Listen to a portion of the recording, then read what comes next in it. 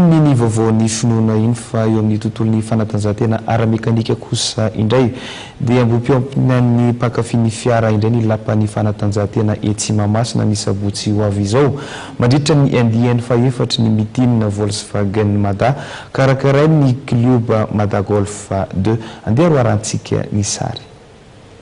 Taorina andiany voalohany atao tamin'ny taona 2024 dia ho tatarany eny amin'ny lapan'ny fanatanjahantena eny Mahamasina ny sabotsy efatra jona ho avy izao ny andiany faefatra amin'ny mitinina VW Mada etsika izay karakarain'ny club Mada Golf 2 raha ny faninanana fanamorina fiarakodia hatrany tokoa mantsy no nahazatra amin'izay dia hiavaka ty mitinina VW Mada ty ifaninana eo amin'ny lafiny hatsarana sy bika ary aingo mantsy ireo fiara tafiditra ao anatin'ny groupe vague toy ny Volkswagen, Audi, Porsche, Seat, Skoda, Lamborghini ary Bugatti.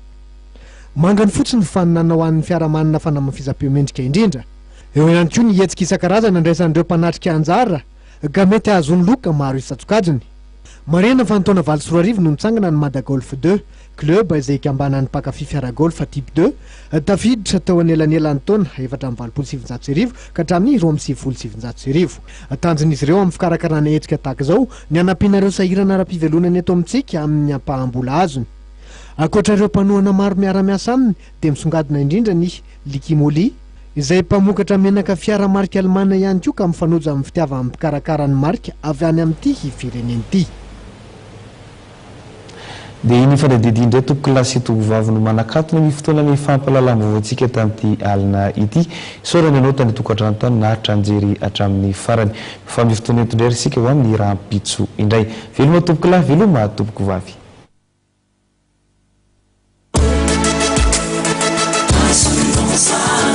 Art, vivre et entreprendre en toute sérénité.